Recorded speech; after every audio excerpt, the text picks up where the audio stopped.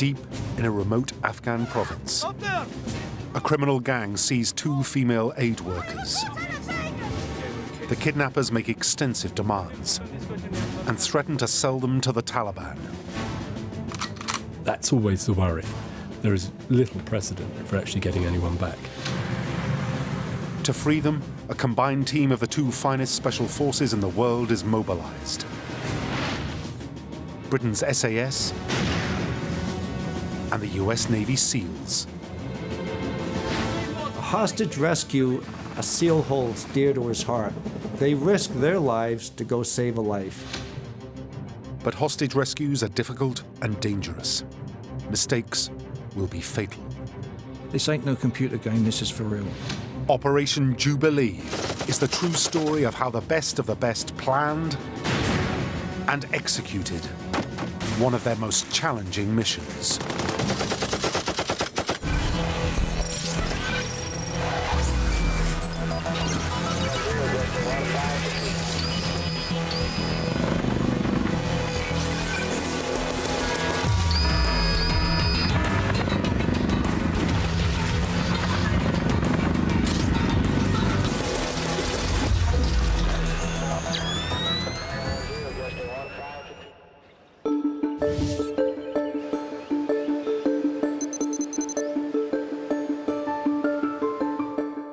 In Afghanistan's most remote northerly province, Badakhshan, 2 aid workers are traveling with their Afghan guides to visit a clinic and provide medical assistance. 28-year-old Helen Johnston is a British nutritionist and graduate of the London School of Hygiene and Tropical Medicine. Helen Johnston stated before she went, actually, that was what she wanted to do. She wanted to teach mothers, young mothers, how to look after their children properly. With her is 26-year-old Kenyan health worker, Mogawe or Ure. Both women work for the Swiss-based charity MedAir. They aim to address basic issues of healthcare, malnutrition, and sanitation in what is often considered one of the poorest, most deprived areas in the world. Badakhshan is an extremely poor region with an extremely high child mortality rate, which is one of the reasons why NGOs go there to try and reduce that. There are major problems getting food in during the winter. If you're going to work there, you really have to have an understanding of what you're getting yourself into. Until now, Badakhshan has been considered relatively safe. The Taliban aren't active in the area. Attacks are rare. Helen and her colleagues think they'll be okay.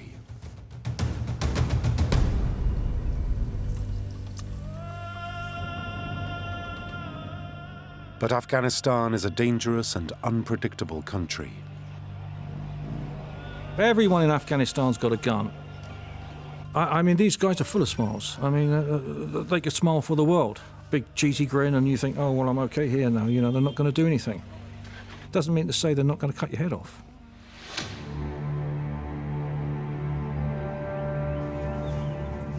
As Helen and Mogawe head up into the mountains, what they don't realize is that they're being watched.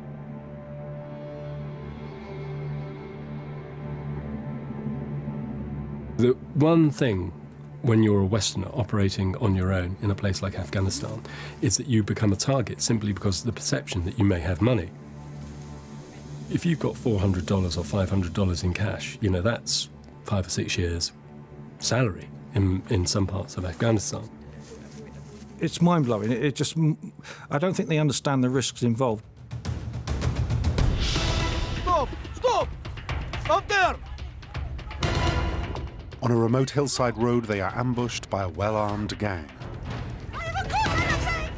They steal cameras, mobile phones, laptops, and wallets.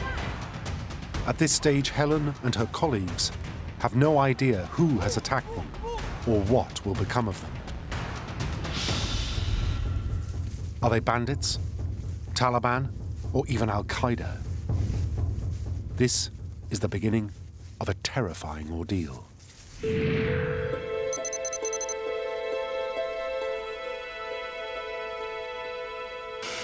Within days, the kidnappers make contact with the Afghan government and release a video of demands. We have captured 2 Western women. We are holding them ransom. Our price is $11 million. They plucked this figure out the air. We want $11 million, and we want some of our colleagues who have banged up in prison in Kabul, we want those guys released. To meet our demands, these women will be lost. So that's their negotiating position. Otherwise, we will kill the hostages. You can never find us. We are well hidden. So from their point of view, you know, that's a very strong position. We're hidden away in Badakhshan. There are no security forces anywhere near us. We're tucked away in a valley. No one's ever going to find us.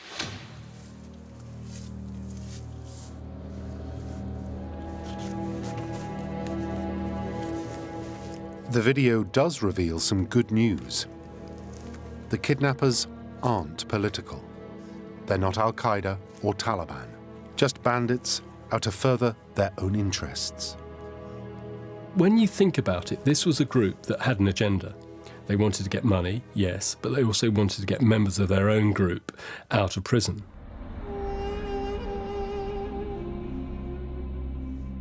The gang are a mixture of local drug runners and criminals, led by a known brigand, Abdul Ahad Mujahir.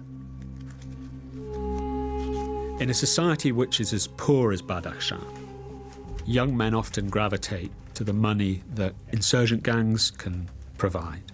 And often, what we would regard as crime, smuggling, trafficking, what they regard as simply the ancient ways of their province. The gangs don't go around with a specific label. They are coalitions of interest, and they are very often just brigands and bandits who are there for human flesh. They're there to trade in human flesh because it's more valuable than stealing sheep.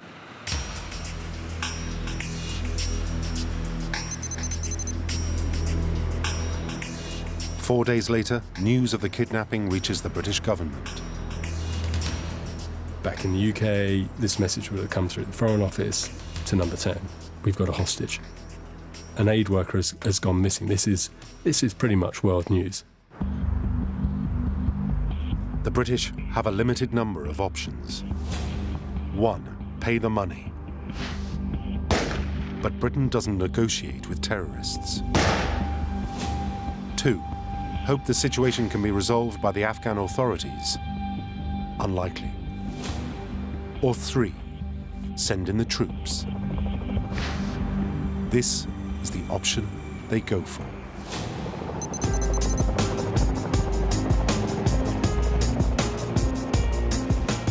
The operation is passed on to the International Security Assistance Force. 49 countries make up NATO-led ISAF, and they oversee all military operations in Afghanistan. At their Kabul headquarters, rescuing the hostages becomes a priority mission. The picking of the teams and putting them on standby will start very, very quickly, once the balloon goes up, within 2 or 3 hours. You've got the commander ISAF, who's an American at the time, General John Allen. You've got Adrian Bradshaw, ex-SAS, who's the deputy commander of ISAF. And he's probably saying, you know what, let the SAS get her out. You know, it's good for everybody. It's good for the country, it's good for the operation, and there are a few better at rescuing hostages than the SAS. The planners begin by asking basic questions. Where was that person last seen? What are the enemy forces surrounding that person? Where is that location? How is our best way to get from where we are now to that location? And can we expect enemy resistance? All these factors go through the planner's mind in planning a hostage rescue. At the back of their minds is the fact that hostage extractions are notoriously difficult, as Britain knows to her cost.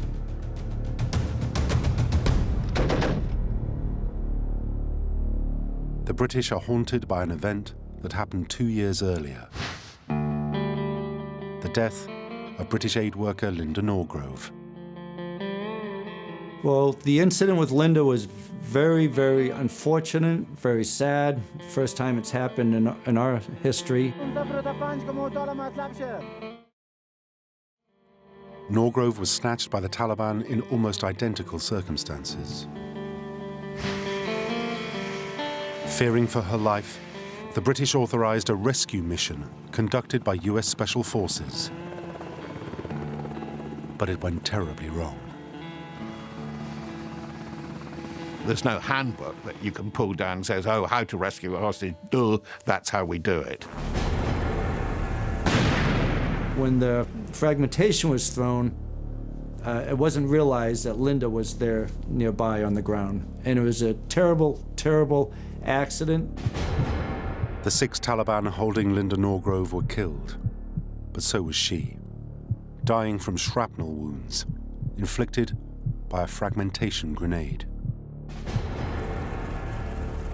It was a valiant and courageous effort by the forces to rescue Linda. And of course, you can imagine that Special Forces with such a task only want one outcome, and that is to save the hostage who was killed in the end by her captors. I can absolutely understand how it would have happened. I mean, it was actually, just something that could happen, and it's part of war, unfortunately. It's just part of war.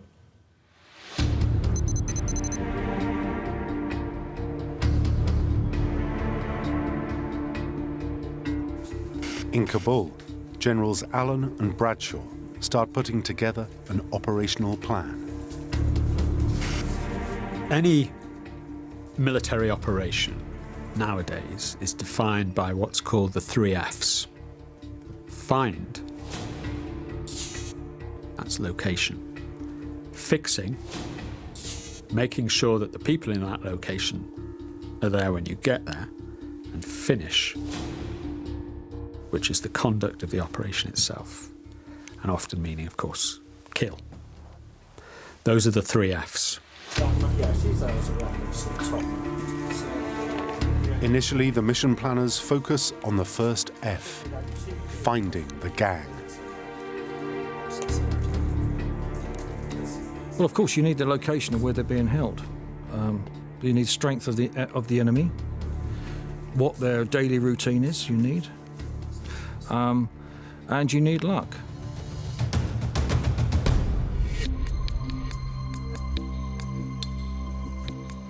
Finding the rough location of the hostages proves straightforward. The kidnappers have been careless.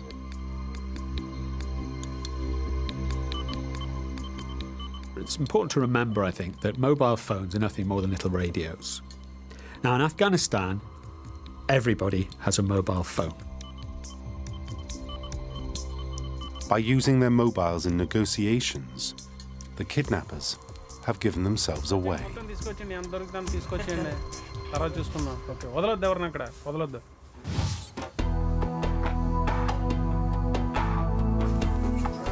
British intelligence have intercepted the calls. Using a combination of GPS and cell network triangulation, it is relatively easy to establish a rough location.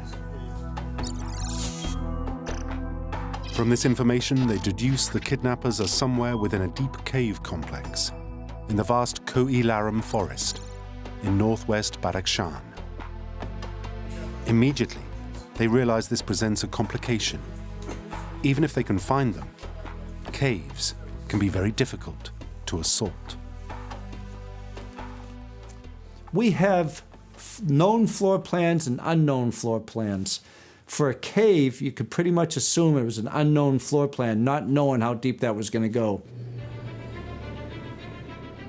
The rescuers need more detailed information. They need to pinpoint the exact location of the kidnappers to within a few hundred feet. So they launch their unmanned aerial vehicles, drones. Once you've identified, you've found the hostages, you need to establish the environment they're in. That's where satellite surveillance, drone surveillance will come in. Flown remotely by operators in California, these spies in the sky can spot the kidnappers without being detected.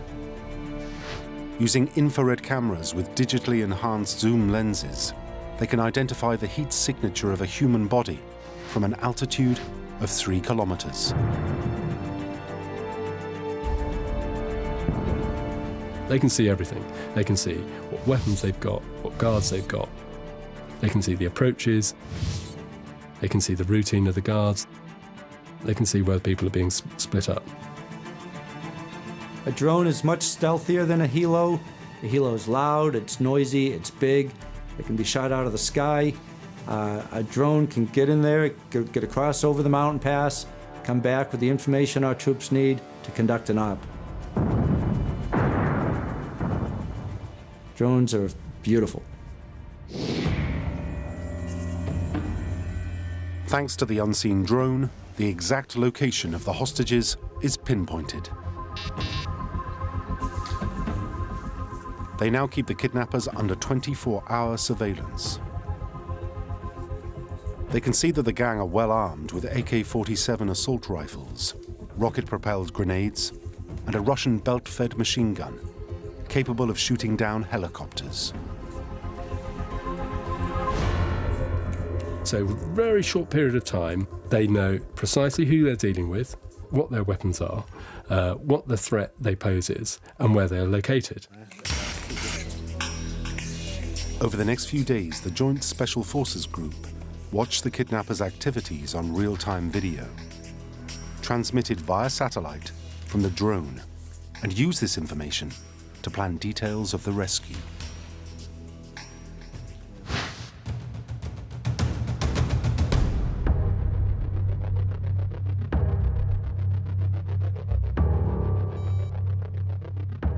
Unaware they are being watched, the kidnappers continue negotiations. This is all part of the ISAF plan. It is essential to negotiate. It is essential to get the go-betweens talking, because by getting the go-betweens talking, you begin to profile the principal players. They would have been sold a line that, yes, we're negotiating. Yes, we will give you everything you want. Yes, we will release the guy from prison. Yes, we will give you your $11 million. It's coming in a black suitcase. What denomination do you want? Trying to develop some sort of rapport with them so that they feel comfortable, that the last thing they think is going to happen is that someone's going to boot the door down and shoot them in the face. From their extensive military resources, ISAF commanders Generals John Allen and Adrian Bradshaw select who to send on the mission. It would be expected, almost as a matter of etiquette and protocol, that the Brits would be asked if they could lead this, what help do they need, and they would work it from there. If Britain is taking the lead, this can mean only one thing. This will be a job for the world-famous SAS.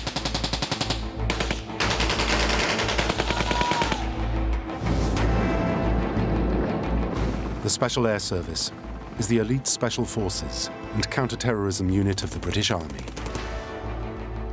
Once a largely secretive organisation, they dramatically came to the attention of the world in 1980. For 40 years, the Special Air Service Regiment maintained the finest hostage rescue team in the world, and we literally saw their skills at work in the famous Iran embassy siege. Everybody sees the pictures of the Iranian embassy back in the early 80s, and a black kit, the flashbangs going off, and everyone being pulled out alive apart from the terrorists. Kind of sort of did the SAS out of a business for a long period, because they were so good that terrorists didn't fancy London to go and pick a fight with.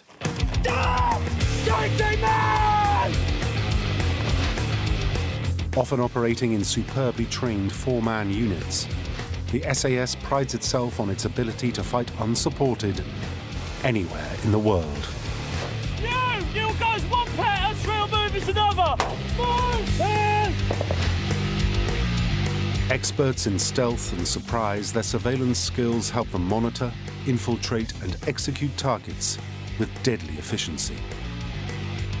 Why the SAS?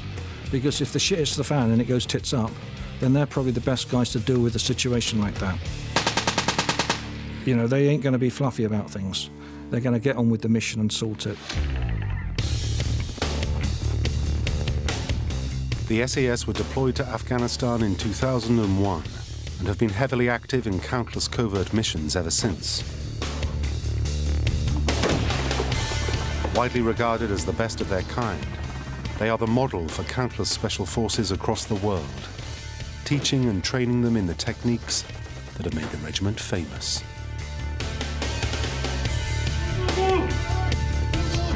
CQB, close quarter battle. It requires an intense type of training, live ammunition, live training in small confined rooms. And you have to be extremely careful. The blokes have to be totally switched on as live rounds are flying all over the place.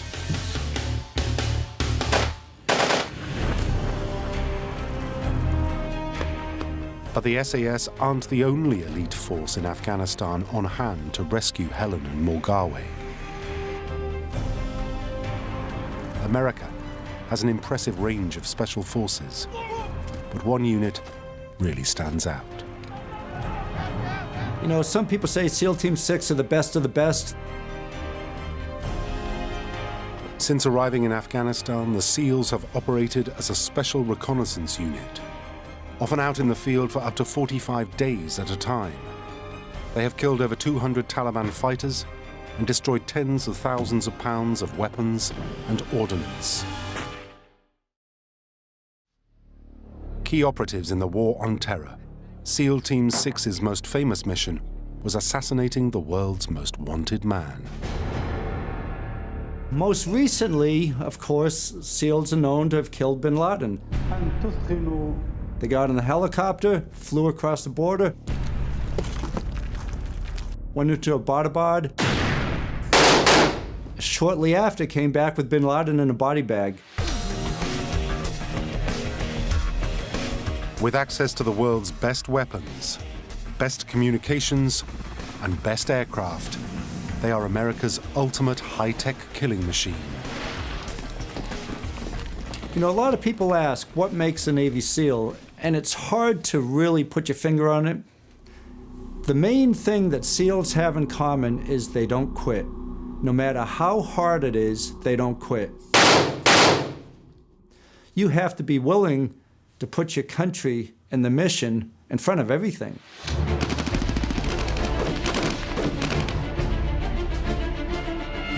Operating as part of the US Navy, this elite unit, trained to operate on sea, air, and land, are America's 911 call-out. SEALs are hand-picked after years of intensive screening and a grueling selection process. Trained in the use of all weapons systems. In 1 year, SEAL Team 6 fired more rounds than the entire US Marine Corps ammunition allowance. They make for perfect partners with the SAS on a rescue mission of this complexity. SEAL Team 6 and the SAS complement each other in many, many ways. For one, we cross-trained with the SAS for years. We love working with the SAS. We're the same mindset. We have the same attitude when it comes to training and battle.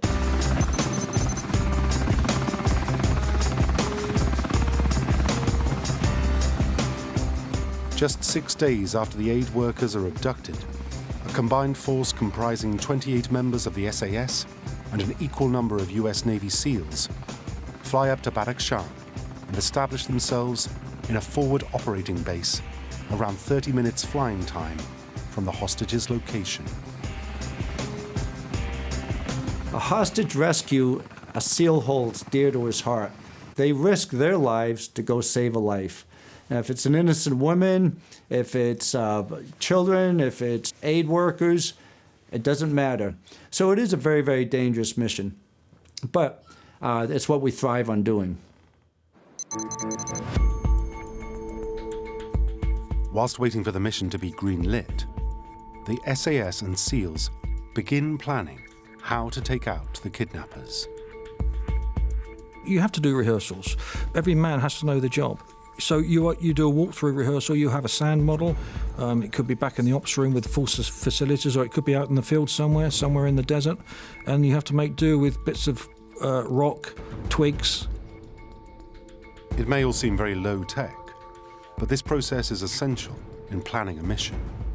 It's to make you familiar with the method of infiltration, to know where your mate's going to be, to know where the other group's going to be. Quick, snap, down, bang. See, your mind is aware of where everybody else is. A key problem is how to get to the hostages without being detected. As the caves are in such a remote region, troops will need to be inserted by helicopter. But helicopters make a lot of noise. If the kidnappers hear them, the hostages will be killed. That's all we got, all right? To maintain the element of surprise, they must land 2 miles from the caves and then march to their objective. But this is also problematic.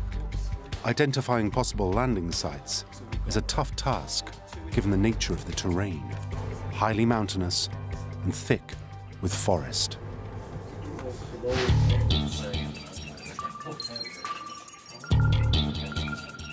Besides rehearsing the physical elements of the mission, they don't want to accidentally kill the captives.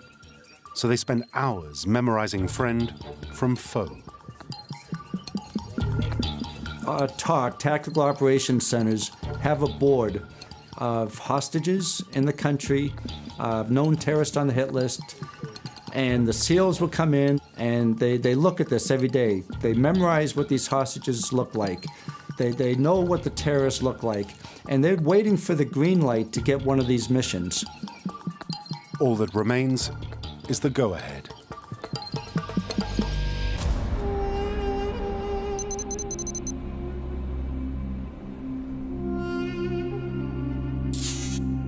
Seven days after being captured, one of the drones monitoring the hostages' position gleans vital new intel. Helen and Morgawe have been separated from their Afghan guides. The two groups are now being held in separate caves in different locations, over a mile apart. The rescuers will need to adapt their plan and assault 2 targets at the same time.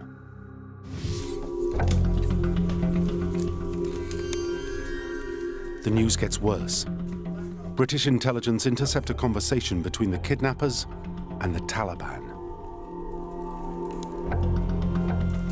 For a criminal organisation to operate in Afghanistan, it's probably going to rub shoulders at some stage with the Taliban. From the intercepts, they learn that the kidnappers have made contact with the Taliban and are planning to do a deal. They may have realised they could sell the hostage on to the Taliban. The Taliban might be interested in that because they could sell the hostage on to Al-Qaeda.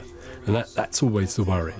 There is little precedent for actually getting anyone back. Al-Qaeda are going to execute them and going to make a big deal of it.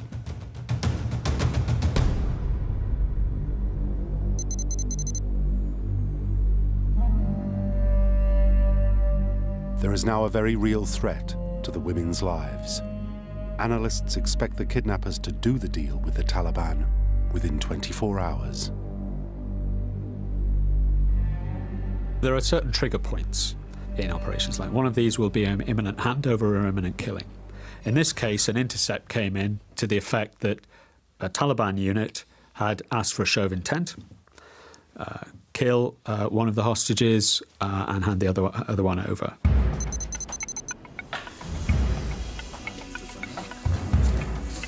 For the American commander of ISAF, General John Allen, this is a game-changer moment. A game changer would be in this situation that we think the hostage is going to be moved to another location or sold or crossing a border that we can't get into that country. That could mean, let's speed up. We got to get on the helos right away. We got to get to that target right away. If you can still make the timeline before the person's moved, you can save a life. General Allen relays the information to London, advising that the mission be put into effect immediately. It was at that point that things started to move very, very quickly. And I think within a matter of hours, the Prime Minister was told that they needed to launch a military operation very quickly to recover the hostages. Otherwise, there was a very strong risk that one of them would have been killed.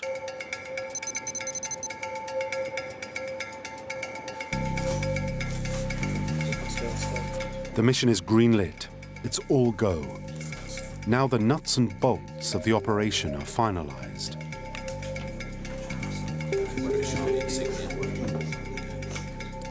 As far as the execution of the operation goes, you would have real-time intelligence on the ground from photography, aerial photography. You would know their routine. You would know the weapons. You probably know who the commander was.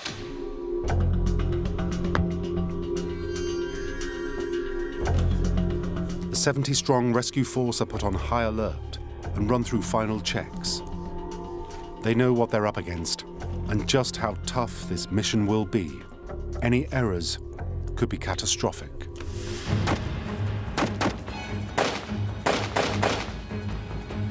Afghanistan is very, very difficult.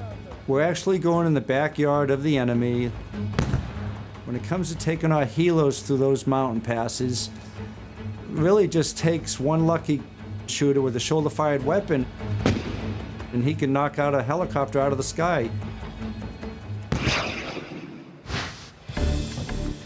The SEAL and SAS commanders break the plan down into stages.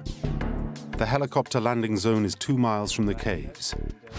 This should be far enough away to mask the engine noise and maintain the element of surprise. The troops will then split into 2 assault forces and march through the steep wooded valleys at night to their objectives. The SAS will target the cave where kidnappers are believed to be guarding Miss Johnston and her Kenyan colleague. Sir, I have a question, sir. SEAL Team 6 will advance on a separate cave complex where kidnappers are believed to be holding the guides. On arrival, both units will storm the caves, neutralize the kidnappers, and secure the hostages. Finally, hostages and troops will evacuate by the same entry route and fly by helicopter back to base. The whole mission is planned in minute-by-minute detail. The special forces involved in the operations, the American and the British, would have had a thorough understanding of the ground. They would have known their point of entry, point of exit, their operation on the objective. They would have known the timings, the weather, the wind state, everything. As much intelligence as possible.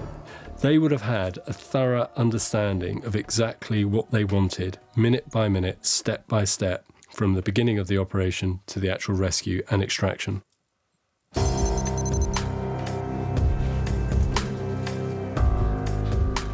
Four hours before takeoff, the Special Forces begin kitting up. Limited helicopter space and the long march ahead of them mean they can only take the bare essentials. They try to stay light. They try not to carry a lot of gear because it slows you down. You have a helmet on, probably with a camera. You've got a mic so you can talk on the radio. You've got your goggles because of wind blast and the helo. You've got body armor, hopefully, front and back. You got a sidearm, which is a secondary weapon. It's a pistol. It's usually a 9mm pistol. And you got your assault weapon. It could be an AK, it could be an M4, it might be a submachine gun.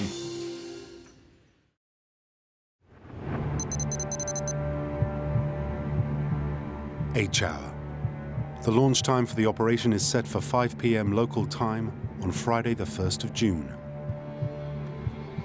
As the light begins to fade, MH-60L Black Hawk helicopters wait on the flight line. You're approaching the chopper. Now, any soldier will tell you this that's been on ops, the smell of avgas that's burnt by the helicopter instills a bit of sort of seriousness into the whole situation, okay? This ain't no computer game, this is for real.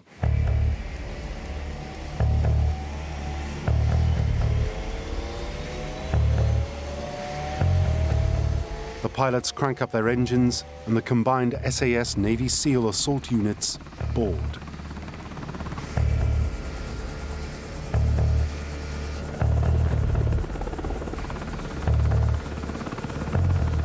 So you board the helicopter, you're constantly checking your weapon, making sure that the magazine is still there, you're checking your pouches on your webbing and everything. And, you know, some people have a nervous twitch and, you know, other people don't. It's just the way they deal with it.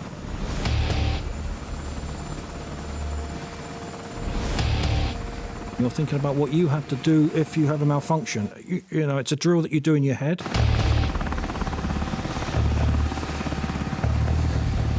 The flight to the landing zone takes just 30 minutes. By landing 2 miles from the caves, the approaching helicopters aren't heard by the kidnappers.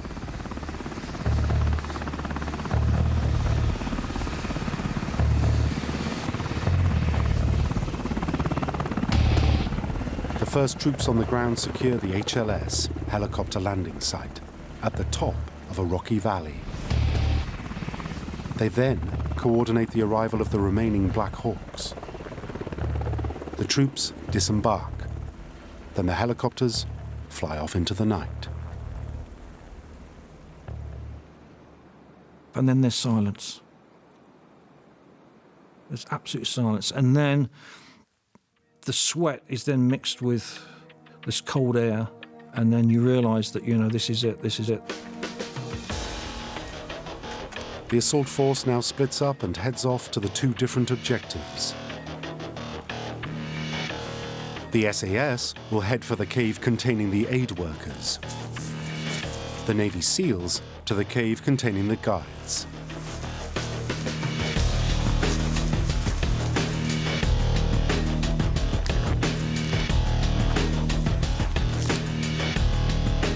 It is a 2-mile march across rough terrain, covered in dense forest, to their assault positions around the caves.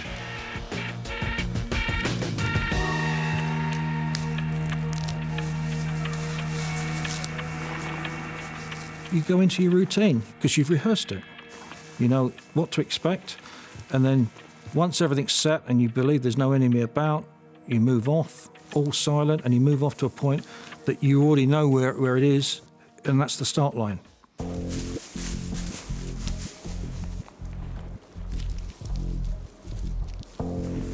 For Special Forces, marching 2 miles is nothing. The challenge is keeping it quiet. To do a 2-mile trek in the woods at night silently takes a long time.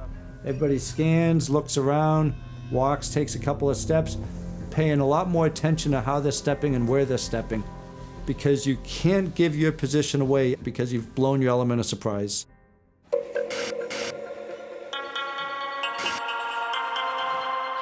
In their Kabul operations room, General Allen and his British deputy, Lieutenant General Adrian Bradshaw, are watching the events, maintaining full situation awareness through images relayed via satellite from the soldiers' helmet cameras. Absolutely everything is recorded, so they see what the soldiers see. They're following through the battle, and it's all coming back. So it's a very, very tense operation.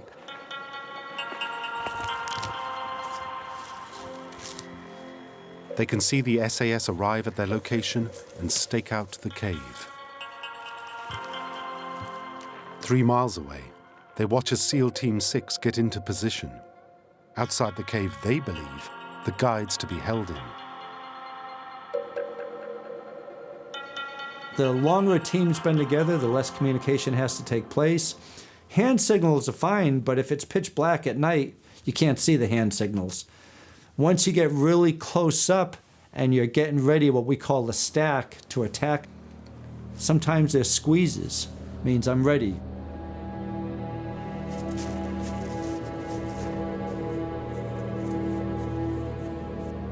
Just before they move in, there is time for one final kit check. The more experience you have, it does help because you know what you're getting into. Your confidence is up high. Generally with me, I just used to get on with it. Every soldier wants that combat experience. It's the pinnacle of your career. At ISAF headquarters, Lieutenant General Bradshaw waits for both teams to get into position.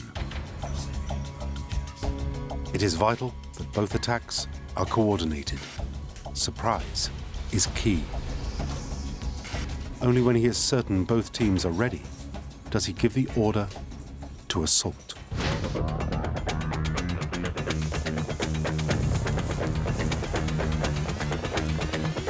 First, throw in the flashbang grenades.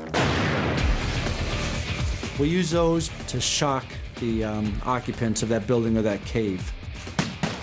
Then, storm the caves. He'll say move, his partner will say moving. Everything is quick and concise.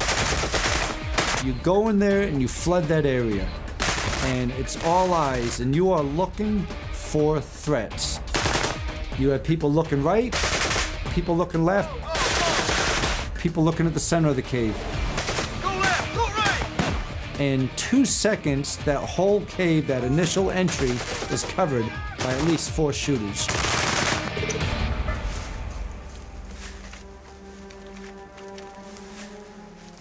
In just minutes, it is all over. What happens right after a mission like that is you look around, a signal might be tap yourself on the head with a thumbs up. It means I'm okay, I have all my gear, I have all my weapon, I have my ammo, I have enough ammo to get out of here. The dead kidnappers are searched for intelligence and weapons, but they don't find any hostages.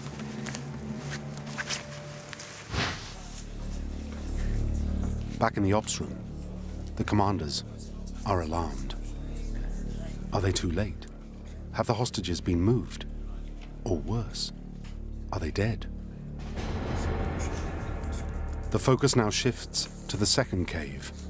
Everything will now depend on what the SAS find there.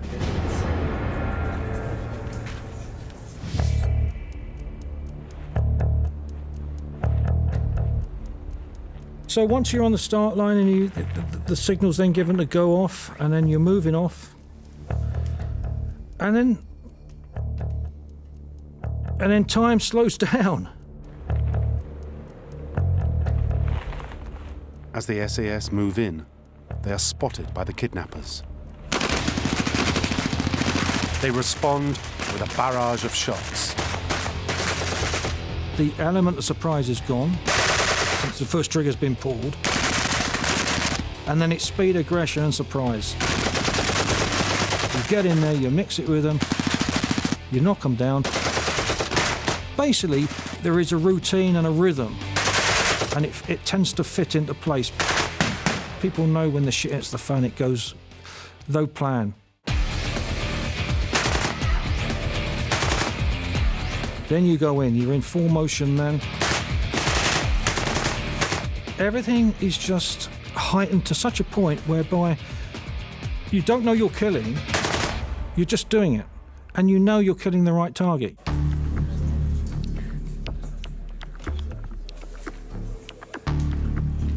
Powerless to intervene, in the ops room, commanders nervously watch their screens. Are the aid workers still alive? Only time will tell. You clear your room, then you move on to the next. You don't know, like most battles really, that you don't know the outcome until it's finished. In the cave, all the kidnappers are killed. Now the SAS can search for the hostages. Helen and Morgawe are found, alive and well, along with their guides. After giving the captives a quick checkup, they are dragged out of the cave. Now they all need to get home safely. But the mission is still far from over. Just because you've got the hostage and you've killed these sons of bitches, there could be another load coming up around the corner. So you've still got to be switched on. Barefoot, the hostages are carried by the soldiers the entire 2 miles back to the helicopter landing site before flying back to Kabul. You don't stay on target too quick, you get the hell out of there. Okay, you exfil, you get out there rapid. Okay, you grab as much intelligence off the dead as you can, and then you trash it all.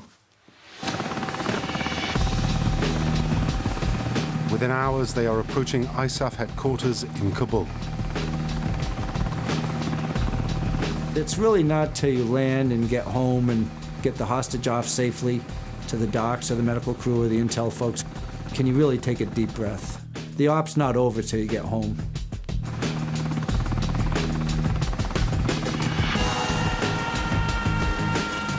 After 12 terrifying days, the hostages' ordeal is over. This is a textbook operation. Hostages freed, all the kidnappers eliminated, and no members of the Special Forces teams have been hurt.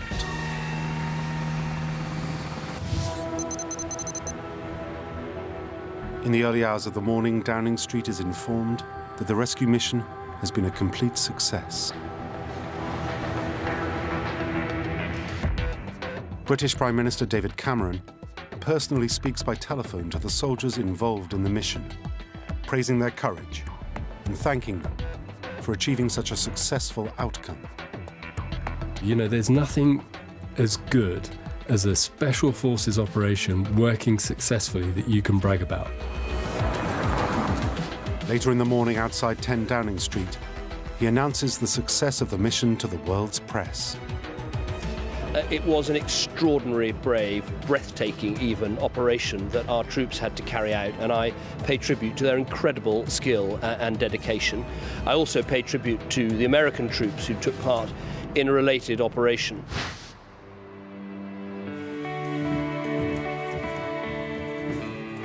In Kabul, for the combined special forces returning back to base, everything has gone perfectly.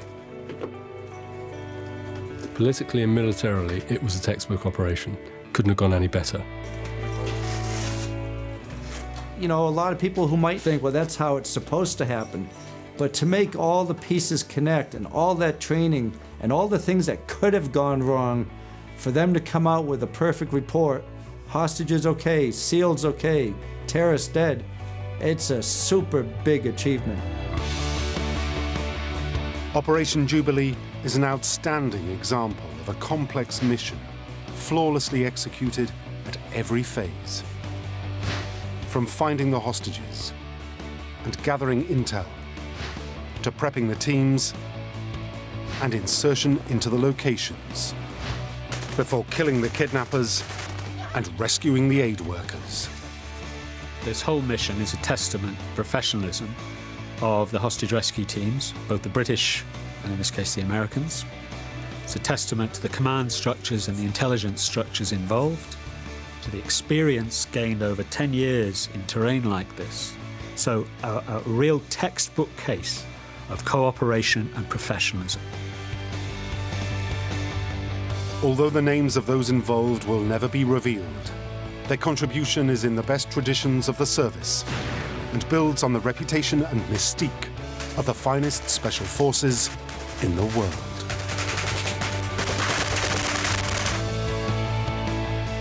The narrative to this whole story, as well as getting the hostages back, is don't mess with the British. Don't kidnap our people, because this is what's going to happen to you. Ruthless communist terrorists are targeting innocent civilians. Murder and mayhem sweep the nation. An insane rebel leader known for slaughtering babies in the womb kills and plunders before disappearing into jungle swamps. This is a job for Britain's SAS, but they will need to train hard, develop new tactics and techniques, and penetrate deep into the most inhospitable terrain on Earth, the Malayan jungle.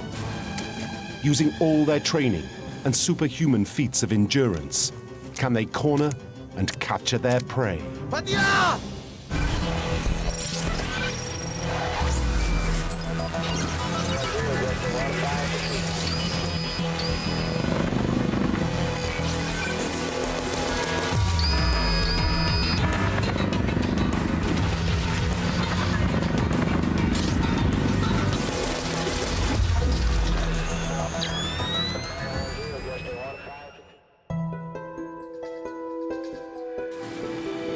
Malaya, the heart of Southeast Asia, and for centuries the wealthiest colony in the British Empire.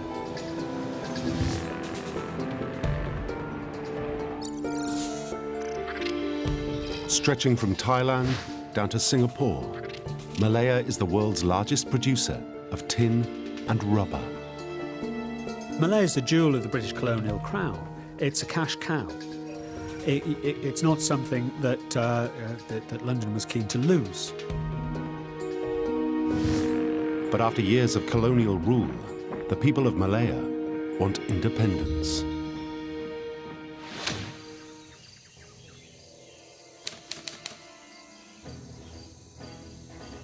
Through the spring of 1948, you got a bunch of terrorist attacks on rubber plantations.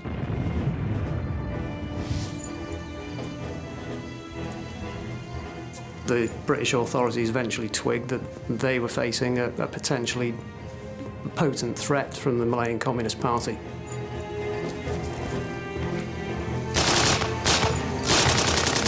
They killed 5 people in one day, including 3 European plantation managers, and this caused the British to declare a state of emergency.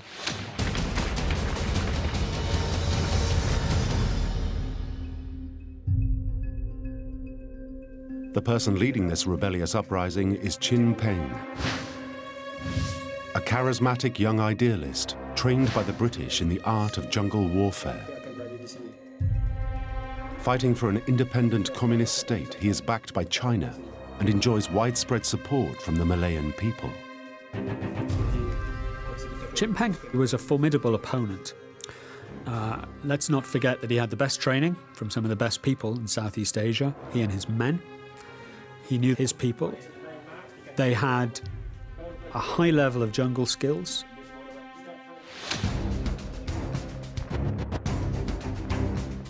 Chin Peng's army of CTs, or communist terrorists, hit the British where it hurts, in their pockets, targeting rubber plantations and tin mines. They were targeting the planters, literally just a murder campaign, assassination campaign to get rid of them. Most of the people with what becomes called the Malayan National Liberation Army believe they're fighting for independence or to accelerate independence.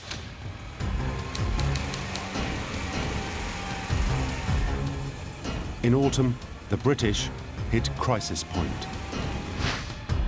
Sir Henry Gurney, a distinguished diplomat and now British High Commissioner for Malaya, is travelling to a meeting outside the capital, Kuala Lumpur. But the terrorists are waiting.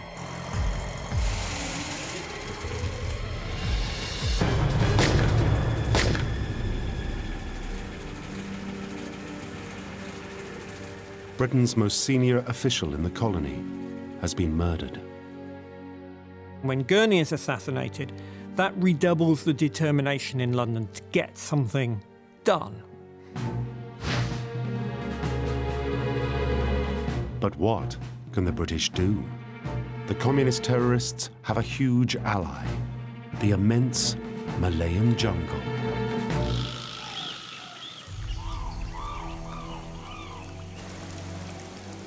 Once these insurgents had retreated to the jungle, were pushed out of the settlements, you've got a big problem. Because you have an ocean of trees and jungle, and locating those people, those fish as it were, in that ocean is extremely difficult.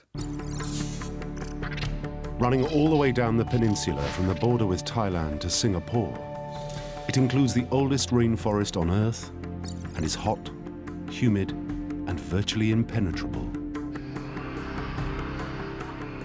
It's such a formidable sight, you can't see anything. It's wet, it's dank, it's full of nasties, insects, snakes, trees which have big thorns on them, which we sort of nickname bastard trees. Yeah, it's just a formidable place to operate in. This is the perfect terrain for Chin Peng's rebels.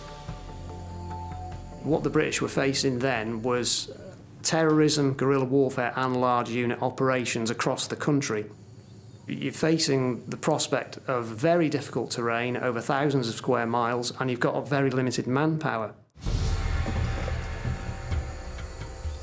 Many of the communists had fought the Japanese during the Second World War.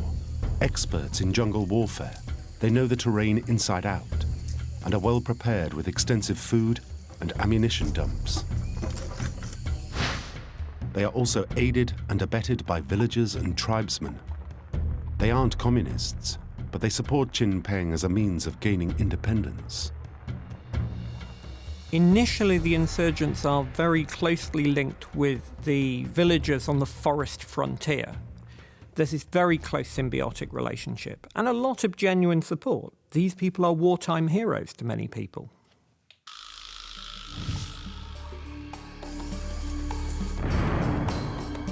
From their remote jungle bases, Peng's men launch a series of lightning attacks before melting away without a trace.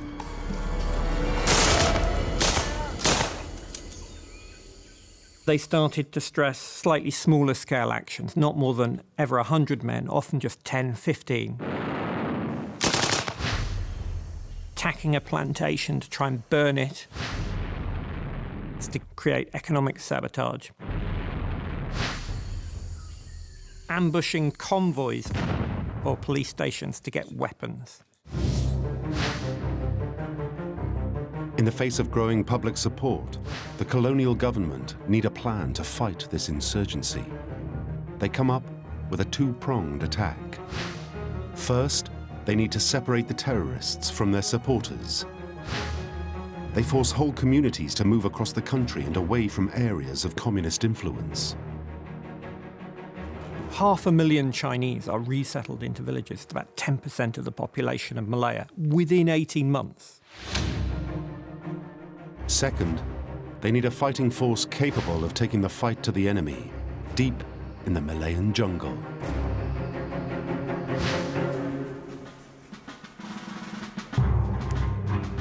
Britain looks to one of her most experienced jungle fighters for answers. Lieutenant Colonel Mad Mike Calvert. Calvert made his name in the legendary Chindits, a specialist force that pioneered long-range jungle penetration during World War II. Calvert was highly regarded, even in the War Office, amongst the traditionalists. The Chindits were the first force to take the fight to the Japanese and win. He'd written a pamphlet on behind the lines operations then, which was widely circulated amongst the army. He was a jungle fighter extraordinaire, if a little unorthodox. He ended the war as a commander in special forces. As Britain's #1 jungle expert, Calvert gets the call to come out to Malaya and find a solution.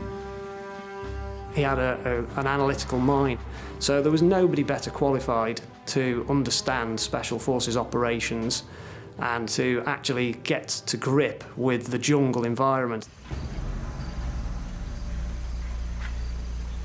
His first task is to recruit men. Operating outside the official channels, he collects an unruly mob of colonial misfits. He then bonds them together using highly unorthodox methods. He decided that the best way to make them gel, develop camaraderie, was to have a few beers, and not only do that on a regular basis, but to excess. Bizarrely, Calvert sees this as part of the selection process.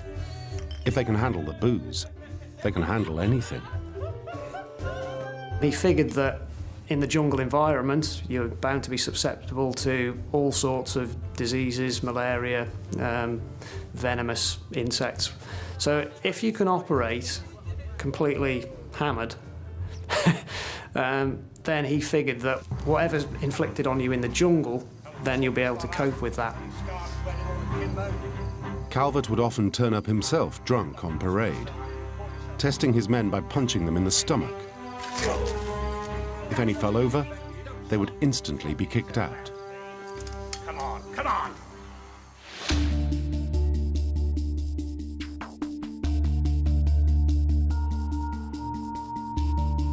For those that made it past these basic selection tests, he created his own unique style of training. First up, mastering those cornerstones of jungle warfare: concealment and stealth. He would have people going around with pairs of goggles and air pistols, and as concealment exercises they would be shooting each other.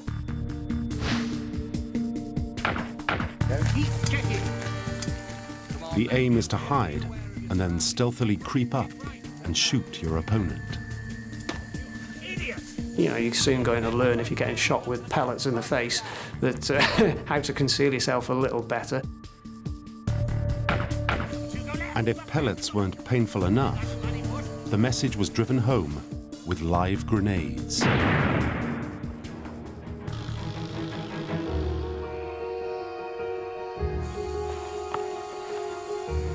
One of Calvert's biggest challenges is to get the military to think differently about jungle warfare. Conventional thinking in the 1950s is that you can only last a few days. The medical consensus was at the time that you couldn't extend the operations of the soldiers on the ground in the jungle because of the environment beyond 10 days. Because of this, the conventional military approach to jungle fighting is to use large units, sweeping through the jungle for short periods. But this process is noisy and ineffective because it tips the enemy off. Calvert now draws on his own experience in the Chindits.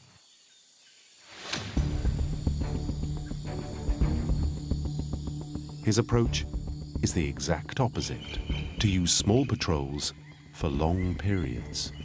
Calvert's premise for having very small units of 2 to 3 men was that in particularly dense jungle, where there aren't wide open trails, if you're actually going to move through the jungle, you need to make as little noise as possible. You need to be well concealed. So if you've got a minimal number of people but with a maximum amount of firepower, then you're going to be effective.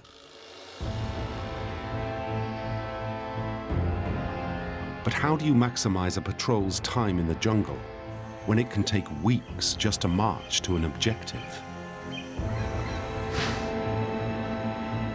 Calvert pioneers a radical but dangerous solution: parachuting into the jungle. Normally what happened was that the parachute canopy would get caught in the tree canopy. This could leave soldiers dangling helplessly hundreds of feet from the ground.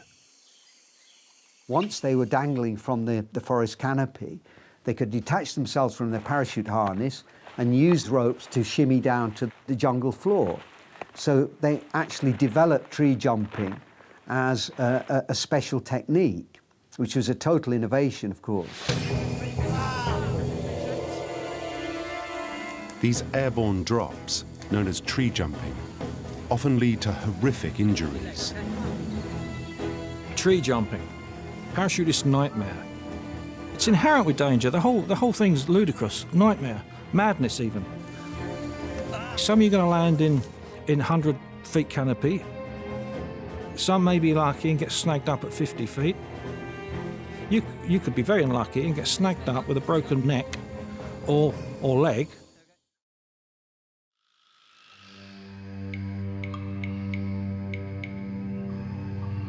Those that didn't break their limbs need to learn how to survive. Calvert's approach was to establish bases in the heart of the jungle, which can be resupplied by air, enabling the men to spend months on the ground. There would be parachute drops, and later, at the end of 1951, Calvert again adopted the Chindit experience of using helicopters, which was very much experimental. Using these camps as bases, small units can dominate large areas of jungle by repeatedly patrolling them, so preventing the terrorists from establishing bases.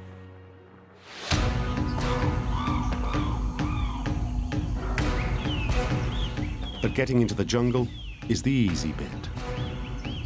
The men now need to learn how to survive and operate in this environment. It is the most hostile environment on earth to fight a campaign of war in. That's why the SAS trained there. It's dark, and there are creepy crawlies, and there are animals that maybe you can't see. It heightens all your skills, your soldiering skills, your smell, sight, your taste. There are snakes, there are things that can sting you, and of course there were giant leeches, particularly in the swamps, which could suck a pint of blood at a time, you know. All these things are a major factor when you're a combat troop on the ground. A further complication in the hunt for communist terrorists is that there are no proper maps. What they have are often crude aerial photos. In some cases, white patches labeled clouds blank out miles of terrain. Navigation was very difficult in the jungle. You couldn't move in straight lines. You had to develop intuition. You know, it was something, you know, you couldn't just learn from a compass and a map. Knowing that the terrorists only survive deep in the jungle by depending on local tribes, Calvert's next innovation is to encourage his men to befriend the tribespeople and learn from them. Local knowledge is extremely important. It's how the SAS made their name, basically. Hearts and minds. If you can win them over to your side, then you have the advantage of eyes and ears, as it were, and also the resources they can supply you in terms of things like food, if needs be. The tactic of winning hearts and minds has been widely adopted by special forces ever since, and is now recognized as a vital element when planning an operation. Operating in small numbers, Calvert's troops learn to move quickly and quietly through the jungle. They started to understand that you moved through the jungle silently. You took your time. You know, you didn't rush it. They also become highly skilled trackers.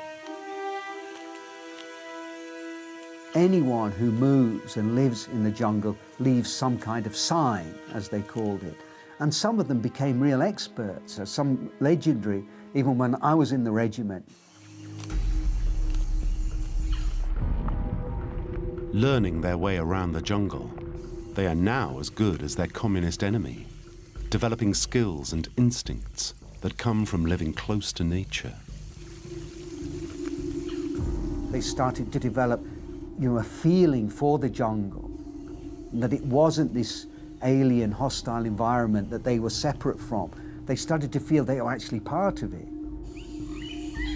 Above all, it was here, in the jungle, that they would learn the most critical of skills that has now become a hallmark of the SAS. They developed this tremendous sense of patience, you know, because they felt at ease now in the jungle. They could wait for 60 days, you know, and lay that ambush for 60 days, waiting for the enemy to come along. And that was quite remarkable, really.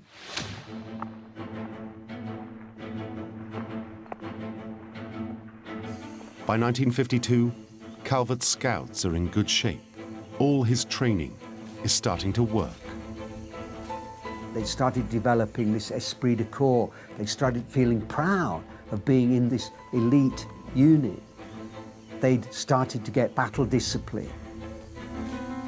It is now that the Malayan scouts are allowed to adopt the name of the most famous regiment of them all, the Special Air Service, or SAS. Malaya was the most successful, I mean, it was the original and the most successful counterinsurgency campaign that Britain was ever involved in.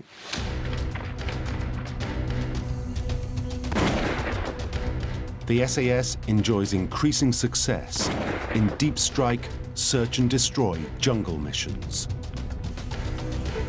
The SAS made 108 kills, but those kills were high quality. You know, they were CT leaders. They actually disrupted the CT's campaign by A, attacking their lines of communication, and B, making sure that the jungle was no longer the safe refuge it had been to start off with. By 1954, across Malaya, the twofold plan of population resettlement and deep penetration jungle ops is paying off. As early as 1955, the insurgents realise there's no obvious way of them increasing the insurgency again. They appear to be declining year on year. They're in trouble. And that's the year they come out and try and negotiate a peace.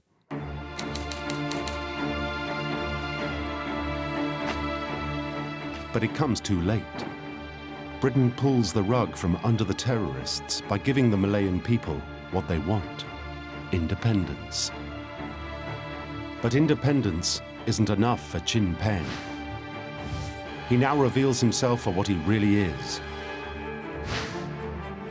Not a freedom fighter, but an extremist, fighting for a Chinese-backed communist state. Chin Peng's forces remained a thorn in the side of the government. They remained a threat. As long as they were existing there in physical form, as human beings in the jungle, they were a threat. One such threat is Chin Peng's henchman, Ah Hoi. We know he may have been an important leader in groups of up to 50 strong, and that he rose to being a member on the State Committee, which means there was a $20,000 reward on his head.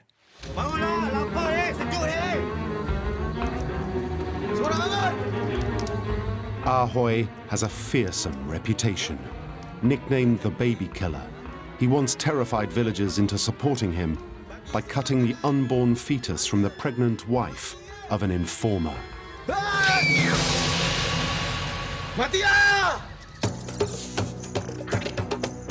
Operating from the large coastal swamps of Teluk Anson, just 50 miles north of Kuala Lumpur, his control over the rich rice-producing regions means he has ready access to food and can keep fighting. Maintaining the fiction that Malaya is still in British hands, he continues his hit-and-run campaign of terror against colonial rubber plantations.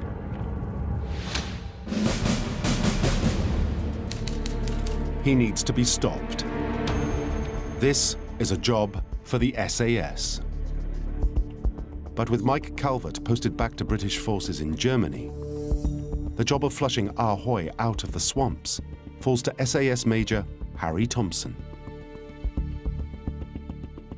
Major Harry Thompson was a Scotsman and a very flamboyant character, known for his sort of, showman-like approach. The mission is codenamed Operation Sweep. Its task: take out Ah Hoi and any other CTs operating in that area. British policy is to target the committee members of the Communist Party, who are the brains, the operating part of the mechanism. Their idea is it's no good just killing more and more men as part of a policy of attrition. You have to remove the leaders.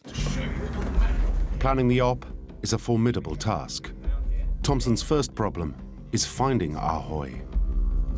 Intelligence reveals his gang are well protected, entrenched deep within a formidable swamp that backs onto dense jungle.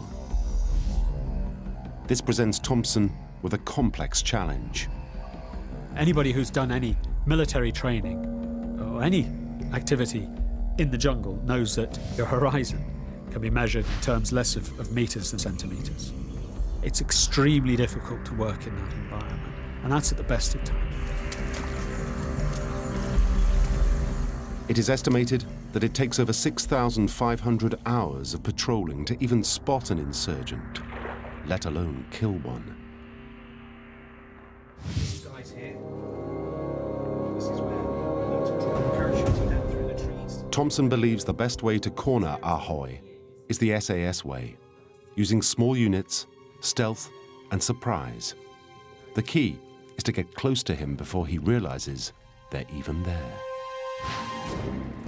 Critically, only the SAS have the experience and expertise in a specialist method of insertion: tree jumping.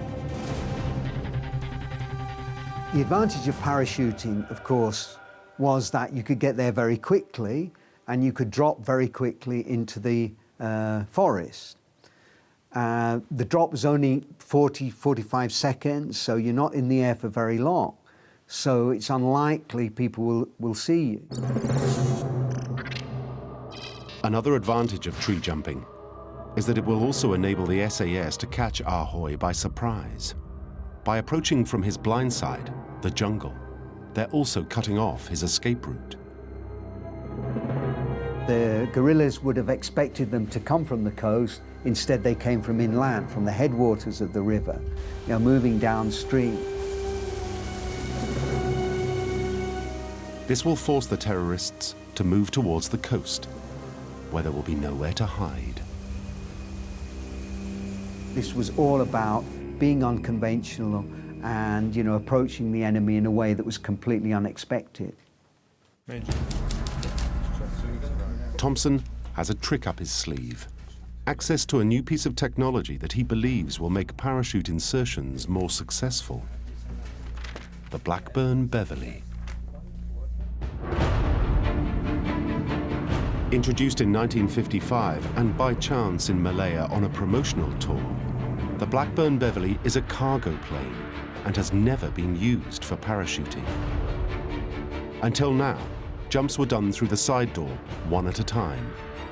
As a result, the troop could be strung out in a chain, often overshooting the drop by miles. The Blackburn had a ramp. So the ideal thing about that was you could dispatch 2 sticks off the back of the ramp in half-second intervals. So you could get more men in the air at half the time. Yeah, it was excellent piece of kit to use.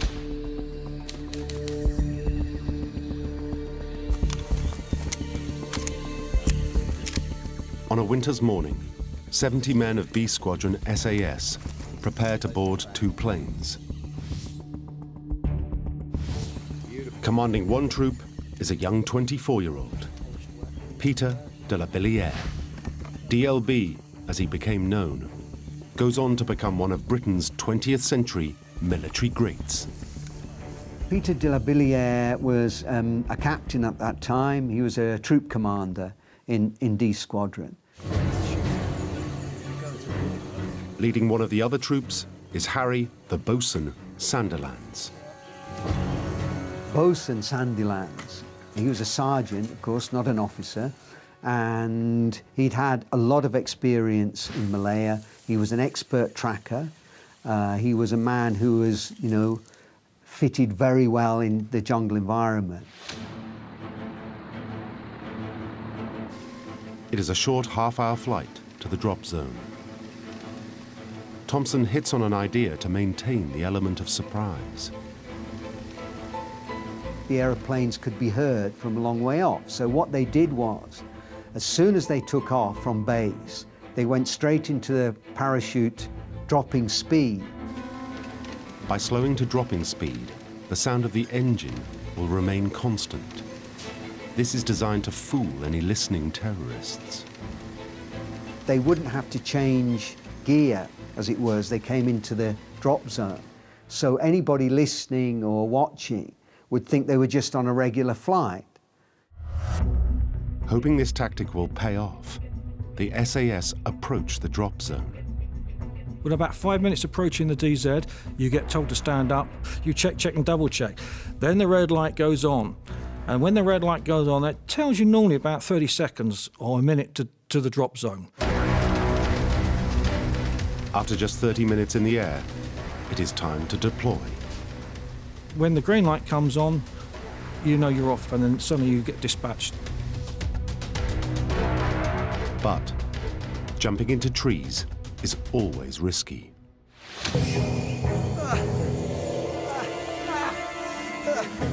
Straight away, their problems begin. There was one serious casualty, Trooper Mulcahy. He unfortunately fell on a mangrove root. His back was just snapped like a twig, and he also had broken ribs. And of course, this was a casualty that couldn't be fixed in situ. Thank you. In pain. No! What do you think? Mulcahy needs immediate medical attention. But to get him to a hospital from this remote location requires a casualty evacuation by helicopter. Now, of course, there was no landing zone for the helicopter, so that meant that they had to chop a landing zone out of the jungle, which would take time. It was very hard work, and of course, it would attract the attention of any guerrillas who happened to be in the area.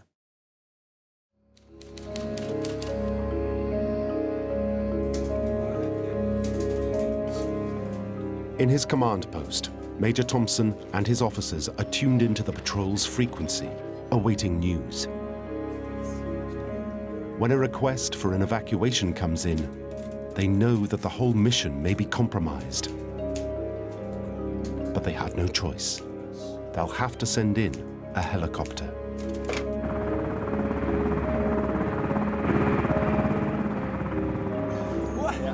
They must have felt that the operation had been blown at that stage, and yet, being the SAS, they decided to continue. With Trooper Mulcahy on board, the helicopter departs. Although fearing the mission is blown, de la Billière and Sandilands gather their men, check their weapons, and head off into the unknown.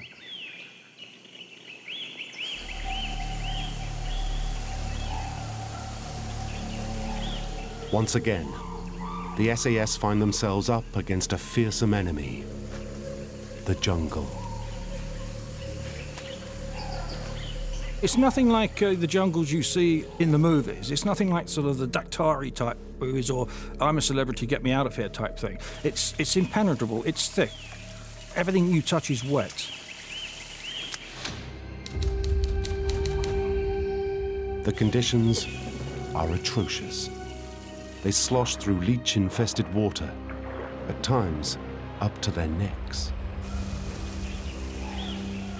The rain pelts down incessantly, dripping from tall trees, and mosquitoes attack continuously. It is exhausting for soldiers. They develop this sense of patience in which, they just slow themselves down to the rhythm of nature, which is what you need to do if you're going to adapt to that environment. Well, in the jungle, you've got to move very slowly. I remember walking 100 meters in 8 hours once. That shows you how grueling it can be. And that is tactical formation, weapons at hand, point man safe to catch you off. In such dense jungle, the role of the point man is crucial. It takes time to raise and aim the powerful but cumbersome automatic rifles. So the man leading the patrol carries a lighter weapon.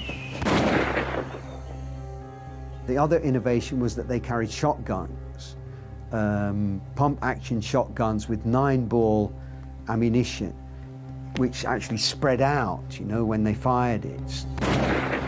You'd see the enemy, maybe just a flash of khaki in the bushes, and boom, and you'd be almost certain to get it. The 9-ball ammunition was absolutely devastating. It would cut the flesh off people's bones.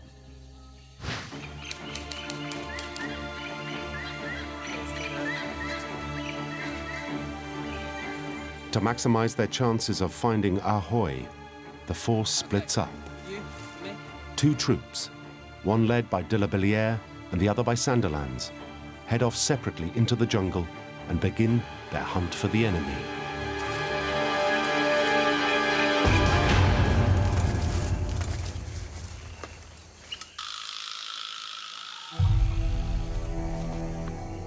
Day after day, both patrols press on, feeling their way through the jungle. When you're patrolling in the jungle, you keep off tracks. Obviously, man-made or animal-made. You keep off tracks. Any known features, you keep off ridge lines. You keep away from river streams, river beds. So you have to zigzag across the country, and you have to cover your tracks as you go. Captain Peter de la Billière's troop wade through the swamp water for 3 days. your equipment starts to disintegrate, starts to go mouldy. I mean, that actually develops mold. And, you know, your clothing starts to fall to pieces. Your boots start to fall to pieces. No socks. The point is wearing socks in the jungle. One would have thought without socks, your feet would have been rubbed raw. But they do get rubbed raw a bit, but then the body develops the scabs and then you get the rough skin. So the tops of your feet are actually the same as the soles, you know, by the time you come out of the jungle.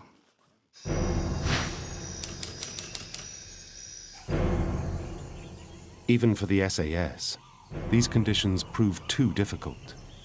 They realized no one, not even the guerrillas, could endure these conditions, and so move on to drier ground along the riverbank, all the time concentrating on their tracking skills. It was in Malaya that the SAS first developed this very methodical approach to patrolling, that, you know, you take your time, you do everything carefully, nothing is rushed, everything is important, nothing is missed. You might follow the enemy, follow their sign for day after day after day, you know, for mile after mile after mile, with absolute patience until you know, make contact with them.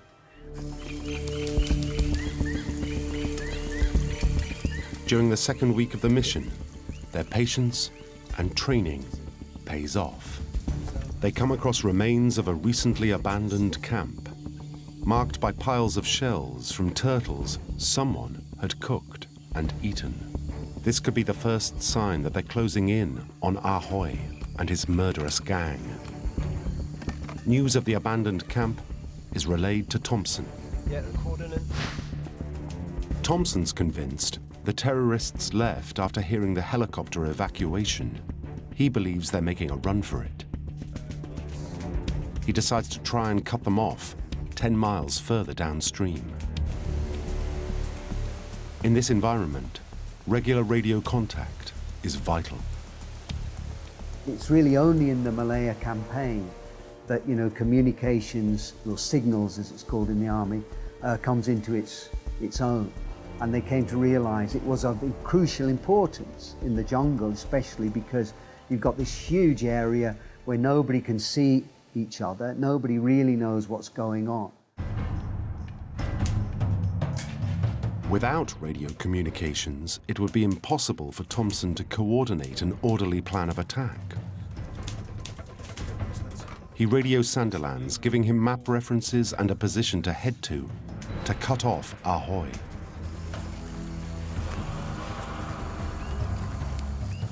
You go what they call hard routine.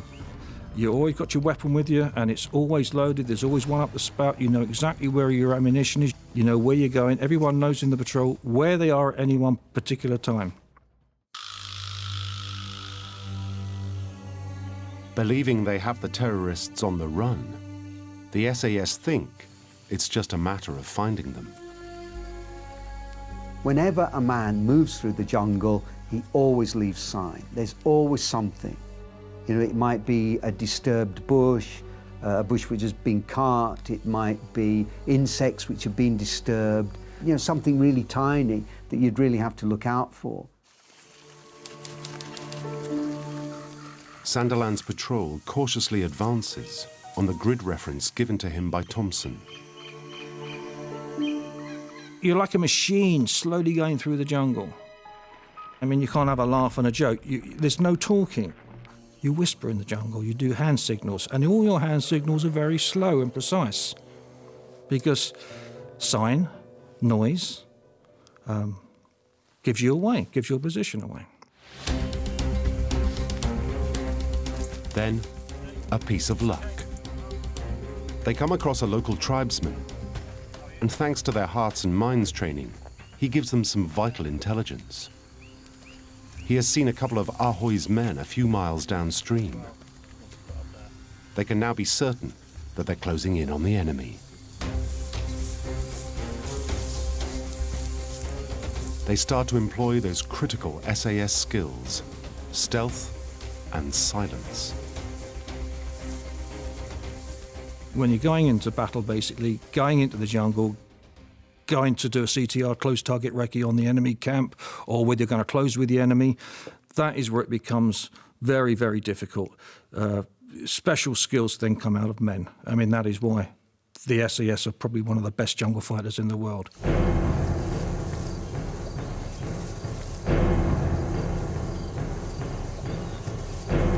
Creeping up to the location, they spot the terrorists on the other side of a stream.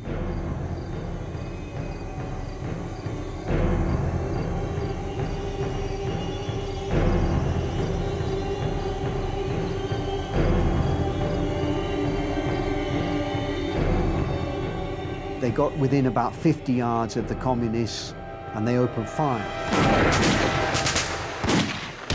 One of Ahoy's gang flees into the jungle, leaving the other dead. Sandilands sets off in pursuit. They actually managed to follow the tracks of the one who'd run off for about 5 miles until they found his camp. But when Sandilands gets there, the camp is abandoned. But it does give up valuable intelligence. They did establish definitely that there were CTs still in that area, and that gave a great probability that Ahoy was in the area.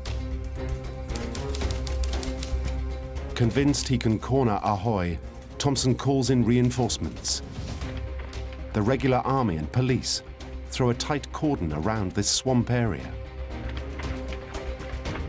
The net is closing in. 3 days later, there is a breakthrough. Hands up! Keep coming forward, keep coming forward. A known associate of Ahoy approaches a patrol saying her unit is almost out of food. Though exhausted and starving, she refuses to give away Ahoy's position. No. Sandilands radios the situation to Thompson. There's nothing there. Sir. Thompson has a problem. He knows Ahoy must be nearby, but he doesn't know where. In this swamp, it could still take weeks to flush him out. He decides to bluff. Unless they surrender now, he tells the woman, he'll bomb the camp within 48 hours, even though he doesn't know where it is. The bluff works. She heads back into the jungle to persuade Ahoy to surrender. I think that the CTs by that time had more or less had it, and when they realized, A, that they were surrounded, they couldn't get out, B, the British were threatening to bomb them, I think that was really the end game for them. The campaign was over, and, you know, the British had won, basically. Get your hands up! Hands up now! The following day, the SAS take the surrender of a group of 5, including notorious CT leader Ahoy. He had disguised himself in a woman's silk jacket and straw hat. For Thompson, this is a great result. Operation Sweep was the culmination of everything that the SAS had learned in Malaya. It was particularly hard terrain. It was mostly operating in swamps, which were the most difficult areas to operate in. And it employed parachuting in, which was an SAS thing.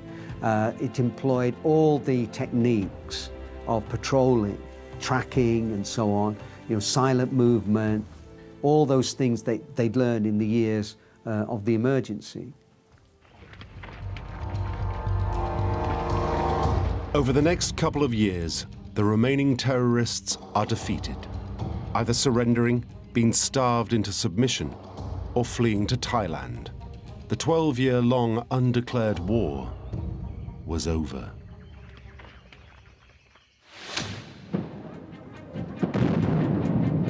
This marked the beginnings of the glory days for the SAS. From the shaky start that was the Malayan Scouts, these men went on to overcome countless challenges, and in the process became the elite force we recognize today. They were the inception of what's now 22 SAS.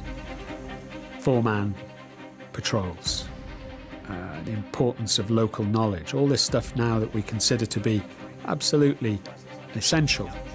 The necessity to live off the land, to be familiar with the people amongst whom you operate.